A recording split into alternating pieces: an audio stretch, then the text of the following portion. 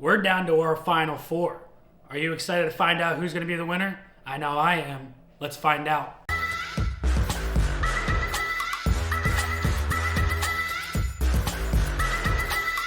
What's going on, everybody? Nathan here with the Everyday Drinker, bringing you guys the final episode of Bourbon Madness here on the Everyday Drinker channel for 2023.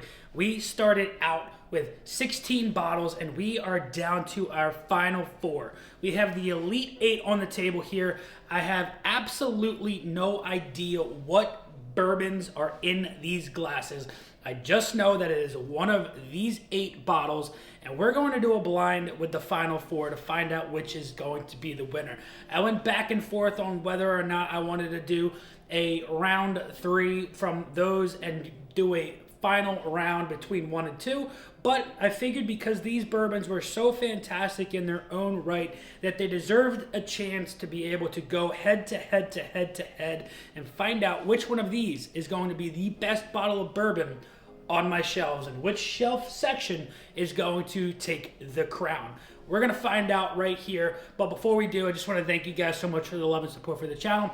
Make sure that you are smashing that subscribe button like I've been saying at 3,000 subscribers, letting you know what the 5,000 subscriber giveaway is going to be. And also in the comments, let me know if your bottle of choice made it to the Elite 8, the Final 4, and if it won. But without further ado, we're going to start on our right because I usually start on my left, but because it's a new day, you never know what goes on. We're going to start on the right and work our way across. You get very, very subtle grass notes. Almost smells a little peachy, like peach skin.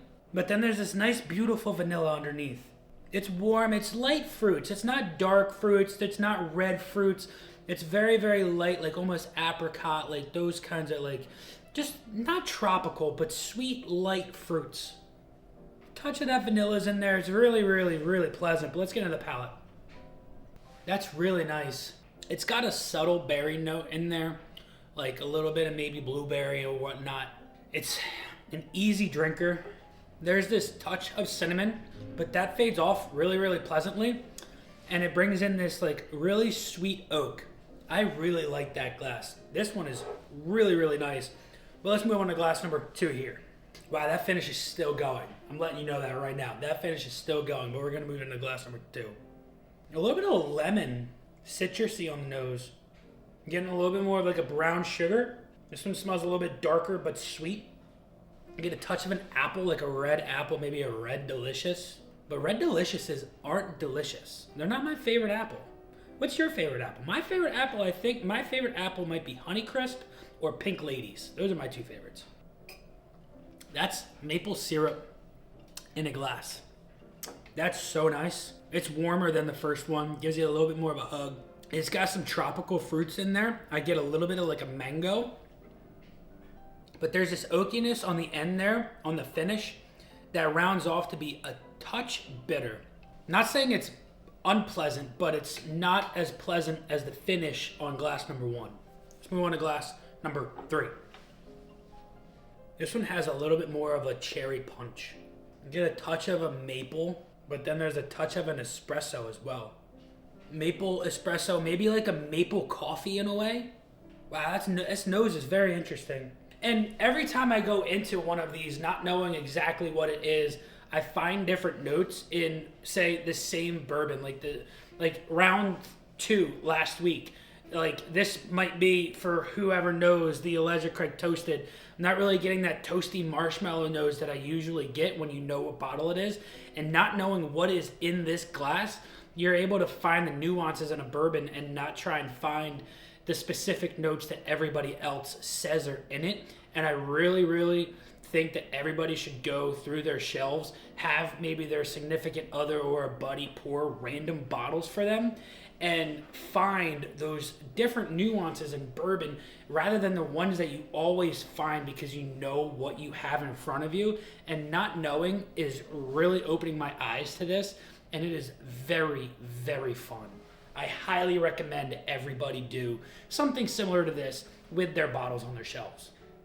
But let's get into the palate. That last nose, there was a touch of a grape. That's very vanilla forward. This is very nice. This is right up my wheelhouse. on what I enjoy out of a bottle. It's cherry, it's vanilla, it's dark oak. Like it's a very, it's got almost pushing that mustiness, but it's not like a very off-putting musty. It has this like clove, anise, cinnamonness going on for it. And this is a very delicious pour. This one at the moment is in the lead. So I'm putting this one right here, glass number 3, in the front row. But without further ado, let's get in the nose on glass number 4. This is very warm. I get peach cobbler off of this. Like, I got peach off of the first one, but this one has a little bit more of a backbone of cinnamon, brown sugar, the toffee crumble. This has that peachy, like the flesh of the peach instead of like that skin. It's got a little bit more sweetness on that back end. I'm excited to get in the palate. Cheers, guys.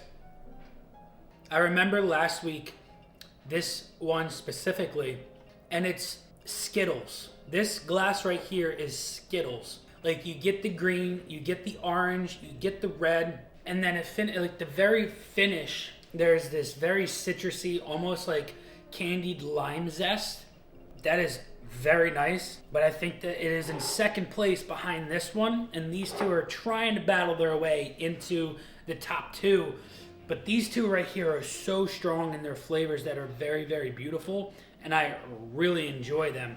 So we're gonna go through this one more time, left to right, and we are going to crown a victor in this bracket, in this tournament, in this championship. We're gonna find out which one is number 1. So we're gonna fast forward left to right, and here we go.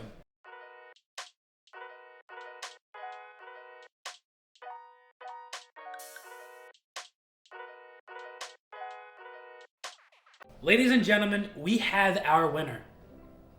And we're gonna find out what that is. But first, we have to find out what came in 4th place. The bottle that has come in 4th place out of this insane bracket that has been manifested for the past couple of weeks. Let's find out right now. 4th place goes to letter B. And letter B is the 1792 single barrel. Let's find out what came in 3rd place. 3rd place goes to letter D. And letter D is this guy right here. The Bardstown Bourbon Company, bottled in bond, wheated bourbon. And without further ado, let's find out what came in 1st place. We have 6 bottles left on our bar top here. If I had any guess that came in 1st place, I'm gonna guess it's this guy right here, the Barrell Bourbon Batch 34. And if I had a second guess, I'd either say it's the Barrell Bourbon or it's the Penelope Architect Build 1. But without further ado, let's find out what came in 1st place. 1st place goes to letter G. And letter G is the Penelope Architect Build number 1.